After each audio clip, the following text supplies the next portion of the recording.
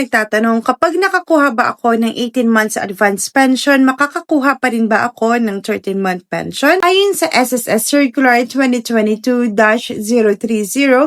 ang mga pensioner na nag-avail ng 18 months advance pension para sa kanilang initial benefit ay makakakuha pa rin ng 13-month pension. Sa katunayan, malinaw na nakasaad sa circular, the date of crediting of the 13-month pension of pensioners who availed of the 18-month pension for their initial benefit shall be on the 4th day of December. So, ibig sabihin, hindi po nawawala ang 13-month pension kahit nag-avail ka po ng 18 months pension.